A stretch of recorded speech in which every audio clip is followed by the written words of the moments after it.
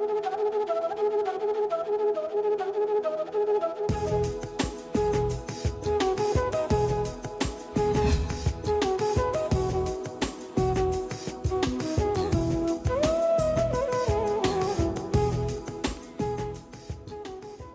स्वागत है आपका आपके सितारे में और मैं हूं आपके साथ प्रियंका। आज के महा उपाय में आचार्य जी बताएंगे देवशयनी एकादशी पर कौन से 9 काम हैं जो नहीं करने चाहिए, और साथ ही बताएंगे एकादशी पर किन बातों का खास तौर पर ध्यान रखना चाहिए। साथ ही जानेंगे आज का राशिफल। तो फिर शुरू करते हैं आपके सितारे।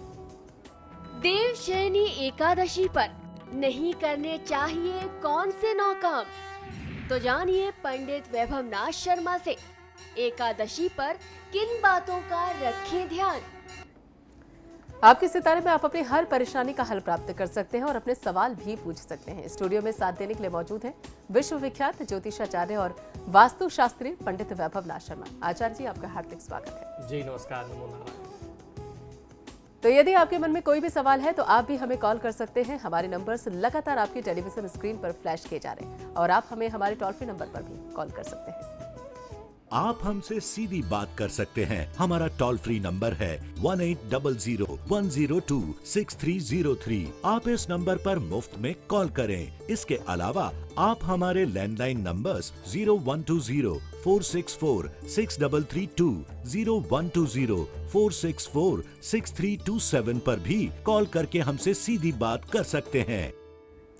और चलिए सबसे पहले आचार्य जी से जान लेते हैं आज का पंचांग। जी बिल्कुल, आज का पंचांग इस प्रकार है। विक्रम संवत 2072 मास चल रहा है आषाढ़ का, और आषाढ़ मास के शुक्ल पक्ष की आज एकादशी तिथि है। सोमवार का दिन है।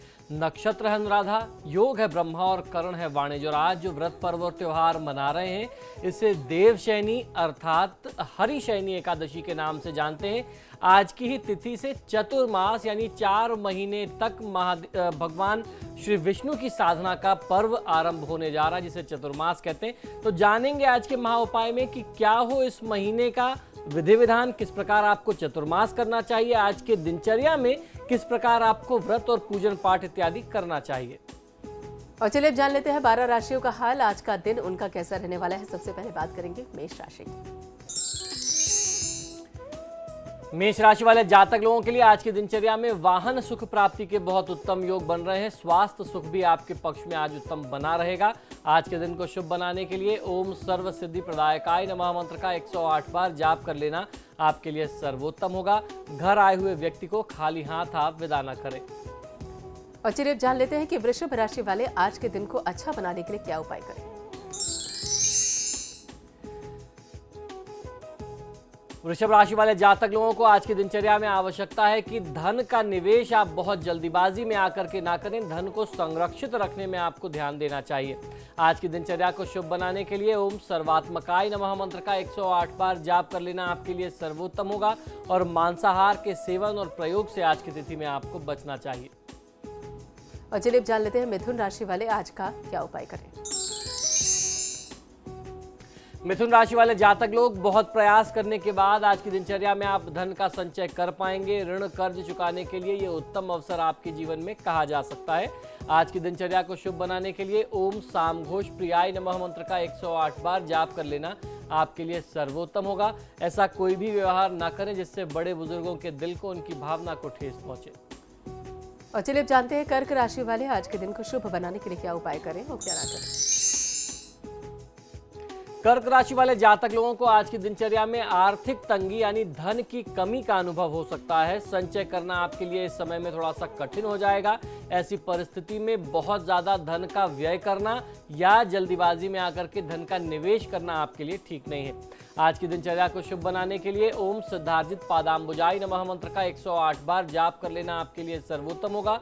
अपनी वाणी पर नियंत्रण किसी भी स्थिति में नहीं खोना चाहिए। और चलिए अब जान लेते हैं सिंह राशि वाले आज के दिन को अच्छा बनाने के लिए क्या उपाय करें। सिंह राशि वाले जातक लोगों के लिए आज आपके शत्रु आप पर हावी होने का प्रयास करेंगे। आपके बने हुए कार्य को भी प्रभावित कर सकते हैं, तो थोड़ा सा सचेत और सतर्क रहना चाहिए। आज की दिनचर्या को शुभ बनाने के लिए ओम सिद्धिदायकाय नमः मंत्र का 108 बार जाप कर लेना आपके लिए सर्वोत्तम होगा। धन का व्यय करना, व्यर्थ का व्यय करना आपके लिए ठीक नहीं है। और चलिए जान लेते हैं कन्या राशि वाले आज क्या उपाय करें। कन्या राशि वाले जातक लोगों को आज की दिनचर्या में कुछ योजनाओं में आर्थिक घाटा भी सहना पड़ सकता है। बड़े निर्णय बहुत सोच समझ करके करने चाहिए। सबके सहयोग से और सबके सुझाव से करें तो आपको फायदा मिलेगा। आज की दिनचर्या को शुभ बनाने के लिए ओम सोम सूर्याग्नि नीलोचनाय नमः मंत्र का 108 बार जाप कर लेना आपके लिए सर्वोत्तम होगा। निवेश के दृष्टिकोण से यह समय आपके पक्ष में नहीं है। और साथ ही यहाँ पर जया हमारे साथ जुड़ चुकी हैं। जया, कहिए क्या कहना चाहती हैं आप, क्या पूछना चाहती हैं आप पंडित जी से?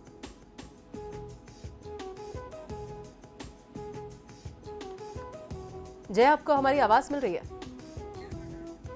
गिरवर दास हमारे साथ जुड़ गए हैं। जया से फिर से संपर्क करने की कोशिश करेंगे। गिरवर दास जी, पूछिए क्या पूछना चाहते हैं आप आचार्य जी से?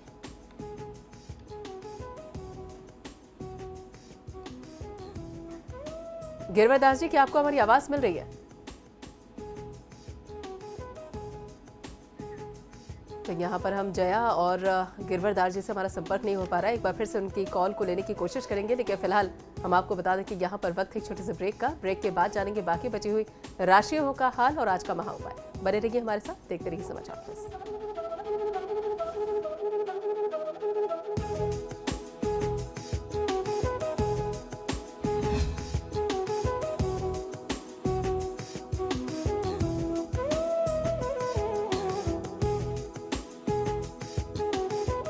और ब्रेक के बाद आप सभी का एक बार फिर से स्वागत है। और चलिए अब जान लेते हैं बाकी की बची हुई राशियों का हाल।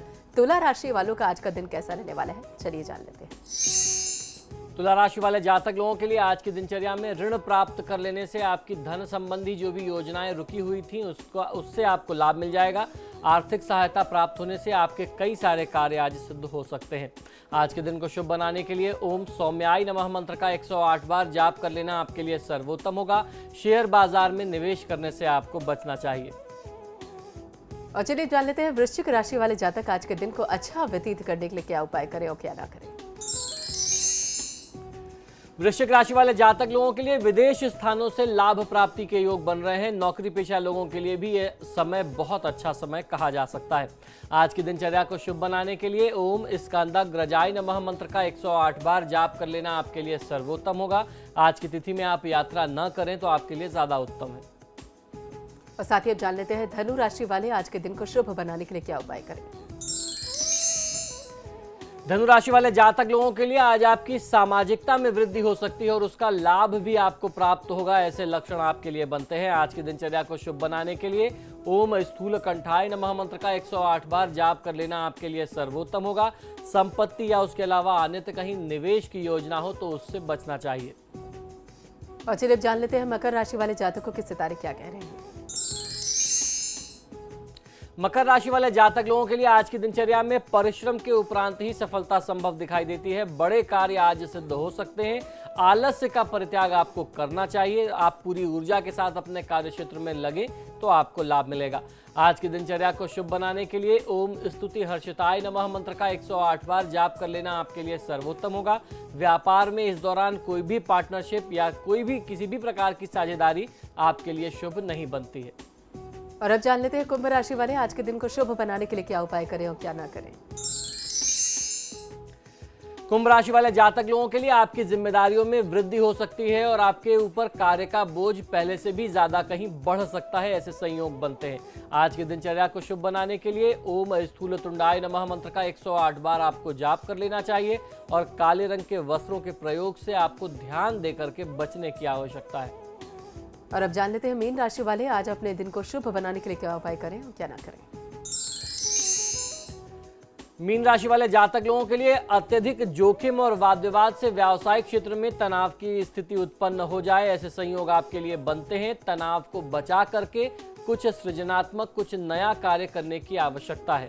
आज की दिनचर्या को शुभ बनाने के लिए ओम स्वयं सिद्धाय नमः मंत्र का 108 बार जाप कर लेना आपके लिए सर्वोत्तम होगा।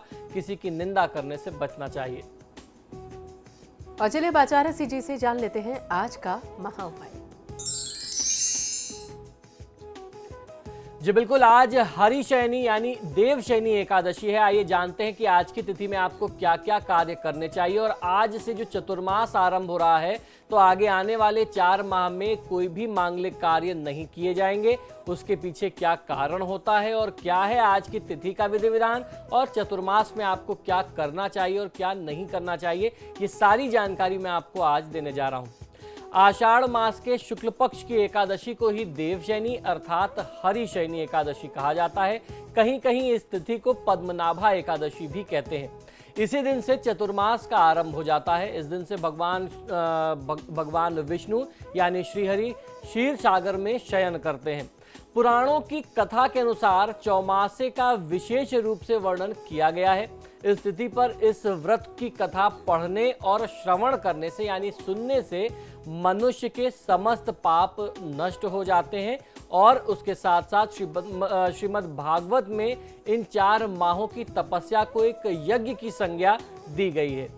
वाराह पुराण में इस व्रत के बारे में कुछ उदारवादी बातें भी कही गई हैं। उदाहरण के लिए इस व्रत को आषाढ़ शुक्ल की एकादशी के स्थान पर द्वादशी या आषाढ़ी पूर्णिमा से आरंभ करना चाहिए। यानी चतुर्मास को जो है आप पूर्णिमा या द्वादशी से आरंभ कर सकते हैं और 4 माह पूर्ण करने के लिए इसका समापन उधर कार्तिक शुक्ल की द्वादशी या कार्तिक पूर्णिमा तक किया जा सकता है। संभवतः यह दृष्टिकोण इसलिए समाहित किया गया होगा क्योंकि यात्रा के दौरान किसी निश्चित स्थान पर पहुंचने में पुराने समय में विलंब हो सकता था। उस युग में आज की तरह यात्रा के साधन और संसाधन उपलब्ध नहीं थे, इसलिए ये विचार शुमार किया गया होगा। चूंकि चतुर्मास के व्रत में एक ही स्थान पर रहना आवश्यक है, इसीलिए इस परिप्रेक्ष्य में उपरोक्त तथ्य सारगर्भित लगता है। शास्त्रों और पुराणों में इन 4 मासों के लिए कुछ विशिष्ट नियम भी बताए गए हैं। इनमें से 4 महीने तक अपनी रुचि और अभिष्टानुसार नित्य व्यवहार की वस्तुएं त्यागनी पड़ती हैं। कई लोग खाने में अपने सबसे प्रिय व्यंजन का इन माहों में त्याग कर देते हैं। चूंकि ये भगवान विष्णु को समर्पित व्रत होता है, इसीलिए 4 माहों तक सोते जागते उठते बैठते ओम नमो नारायणाय के जाप की अनुशंसा की गई है। हमारे धर्मशास्त्रों और पुराणों के अनुसार 4 मासों के लिए भगवान विष्णु क्षीर सागर में शयन के लिए चले जाते हैं। तीनों लोकों के स्वामी होने की वजह से भगवान का शयनकाल संपूर्ण संसार का शयनकाल माना जाता है। इन 4 मासों के दौरान शादी विवाह, उपनयन संस्कार व मंगल कार्य आदि वर्जित बताए गए हैं। 4 मास की अवधि के पश्चात देवोत्थान एकादशी को भगवान जागृत होते हैं, यानी योग निद्रा से चैतन्य होते हैं, जागते हैं। देवशयनी एकादशी यानी आज की तिथि में आपको किस प्रकार से व्रत पूजन पाठ करना चाहिए, आइए ये भी जानकारी कर लेते हैं। पुराणों का ऐसा भी मत है कि भगवान विष्णु इस दिन से 4 मास पर्यंत चतुर्मास तक जो है पाताल में राजा बलि के द्वार पर निवास करते हैं। इस करके कार्तिक मास के शुक्ल पक्ष की एकादशी को वह पुनः वापस लौटते हैं। इसी प्रायोजन से इस दिन को देवशयनी एकादशी तथा कार्तिक मास की एकादशी को, शुक्ल पक्ष की एकादशी को हरि प्रबोधनी एकादशी के नाम से हम जानते हैं। तो आज की तिथि में आपको करना ये चाहिए कि प्रातःकाल आप शीघ्र उठ जाएं, इसके बाद घर की साफ सफाई तथा नित्य कर्म से आप निर्वृत्त हो जाएं। स्नान करके पवित्र जल का छिड़काव, किसी भी तीर्थ के जल का आप छिड़काव अपने घर में करें, जिससे आपका घर शुद्ध और पवित्र हो जाए। घर के पूजन स्थल अथवा किसी भी शुद्ध और पवित्र स्थान पर प्रभु श्री हरि की, विष्णु जी की सोने, चांदी, तांबे, पीतल अथवा मिट्टी की मूर्ति की आप स्थापना करें। तत्पश्चात उनका षोडशोपचार सहित आपको पूजन करना चाहिए। इसके बाद भगवान विष्णु को पीतांबर आदि विभूषित वस्त्रों से आपको विभूषित करना है, सुसज्जित करना है। तत्पश्चात आज के व्रत की जो कथा है वह कथा आपको सुननी चाहिए। इसके बाद भगवान विष्णु की आप आरती करके प्रसाद वितरण करें और स्वयं प्रसाद ग्रहण करें। अंत में सफ़ेद चादर से सुसज्जित शैया पर यानी गद्दे तकिए वाले पलंग पर भगवान श्री विष्णु को शयन कराना चाहिए। इस प्रकार का आज छोटा सा विधान आपको करना चाहिए। देवशयनी एकादशी को 9 काम नहीं करने की आज्ञा हमारे धर्मशास्त्रों में मिलती है। आइए जानते हैं कि ये 9 काम कौन कौन से हैं। देवशयनी एकादशी पर अगर आप इन कार्यों का, इन चीज़ों का त्याग करेंगे तो आपको लाभ मिलेगा। इस दिन कुछ चीज़ों का त्याग करने से मनुष्य को मोक्ष की प्राप्ति होती है, ऐसा हमारे धर्मशास्त्रों में वर्णन मिलता है। यह व्रत परलोक में मुक्ति को देने वाला माना गया है। इस दिन भगवान विष्णु का ध्यान रख करके, ध्यान धर करके इन बातों का, इन चीज़ों का त्याग करना हमारे शास्त्रों में बहुत ही महत्वपूर्ण बताया गया है। सबसे पहली बात यह कि प्रभु शयन के दिनों में सभी प्रकार के मांगलिक कार्य जहां तक हो सके आपको बचाने चाहिए। कोई भी किसी भी प्रकार का मांगलिक कार्य नहीं करना चाहिए, उसकी वर्जना बताई गई है। दूसरी बात यह कि मधुर स्वर प्राप्ति के लिए गुड़ का त्याग बताया गया है। दीर्घायु अथवा पुत्र पौत्रादि के लिए आप तेल का प्रयोग ना करें। शत्रु नाशादि के लिए कड़वे तेल का प्रयोग करने से बचना चाहिए। सौभाग्य प्राप्ति के लिए मीठे तेल यानी तिल के तेल इत्यादि का प्रयोग करने से बचना चाहिए। स्वर्ग प्राप्ति के लिए पुष्पादि भोगों का यानी पुष्प, अगर आप पुष्प सुसज्जा स्वयं अपने लिए करते हैं तो उससे आपको बचना चाहिए। पलंग पर, शैया पर सोना, भार्यासंग यानी स्त्री प्रसंग करना, झूठ बोलना आदि कार्य इस दौरान वर्जित बताए गए हैं। मांस, मदिरा, शहद और दूसरों को का दिया हुआ, किसी दूसरे का दिया हुआ दही भात आदि का भोजन करना, मूली, परवल जिसे आम बोलचाल की भाषा में पटोल भी बोलते हैं, बैगन इत्यादि का त्याग कर देना चाहिए। किसी भी तरीके की शारीरिक, मानसिक, वाचिक और भावनात्मक हिंसा से इस दौरान परहेज रखना चाहिए।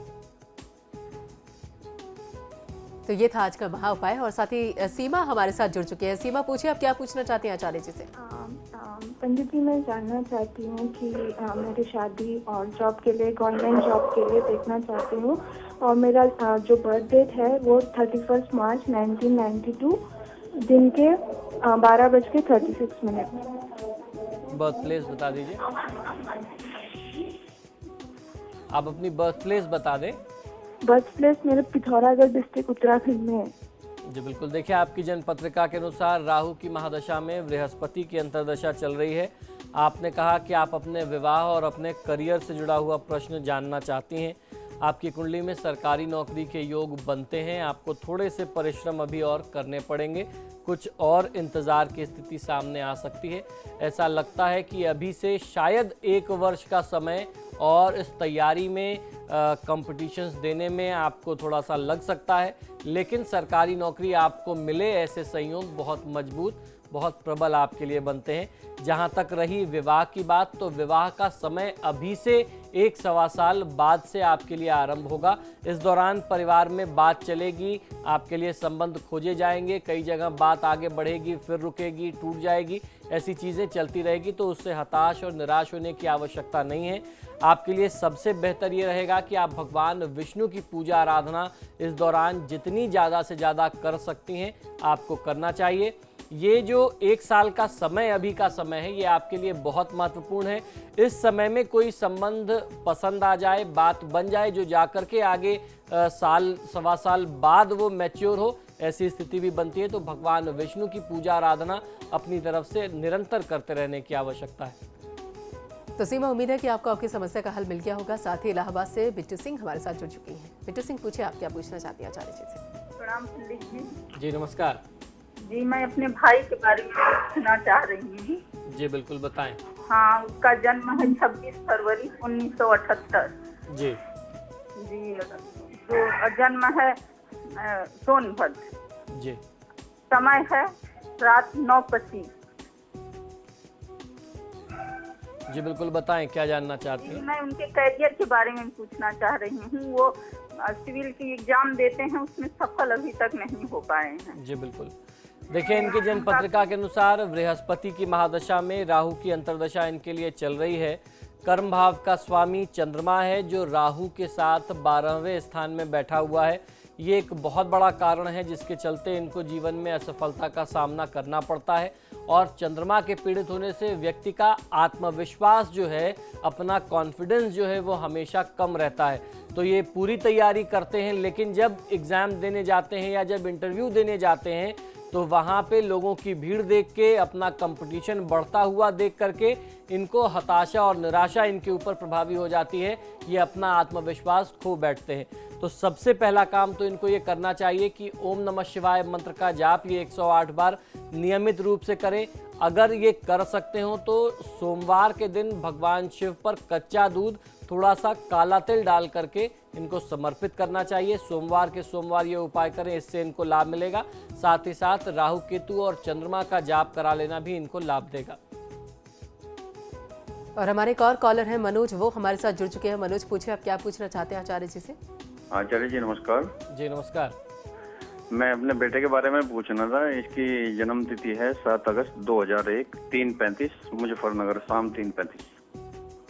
जी, तो इसके बारे में पूछना था, इसकी शिक्षा और भविष्य कैसा रहेगा। देखिए, इनकी जन्म पत्रिका के अनुसार शनि की महादशा में बुध की अंतर्दशा चल रही है और इनकी कुंडली में कुछ ऐसे योग हैं जिसका निदान आपको समय रहते कर लेना पड़ेगा। अभी इस जातक की अवस्था 14-15 साल से ज़्यादा नहीं है। जैसे जैसे कंपटीशन बढ़ता जाएगा जीवन में, इसको बहुत ज़्यादा संघर्ष की स्थिति का सामना करना पड़ेगा और इसका व्यापारिक जीवन असफल रहे ऐसी संभावना बहुत ज़्यादा है। ये मैं आपको इसलिए बता रहा हूँ, या आप एक चेतावनी के तौर पर समझिए और समय रहते इसका निदान करिए। सप्तम भाव में इस जातक की कुंडली में बृहस्पति, राहु और शुक्र का संयोग है, यानी राहु ने बृहस्पति और शुक्र दोनों ग्रहों पर ग्रहण लगा दिया। बृहस्पति इनके लिए लग्न भाव के स्वामी है। लग्न स्थान में इनकी कुंडली में केतु बैठा हुआ है। तो इस प्रकार से ये जो संयोग है राहु केतु, बृहस्पति और शुक्र का, ये इस जातक को आजीवन संघर्ष में ढकेलता रहेगा और असफलता से वंचित रखेगा। तो समय रहते इसका निदान करना बहुत आवश्यक है। गाजीपुर से सुमन हमारे साथ जुड़ चुके हैं। सुमन, पूछिए आप क्या सवाल पूछना चाहती हैं आचार्य जी से। तो यहाँ पर सुमन से हमारा संपर्क टूट गया है, लेकिन फिलहाल हम आपको बता दें कि आपके सितारे में आज के लिए बस इतना ही। पंडित जी, आप स्टूडियो में आए, अपना समय आपने दिया, बहुत बहुत शुक्रिया। जी धन्यवाद। और खबरों के लिए आप देखते रहिए समाचार प्लस।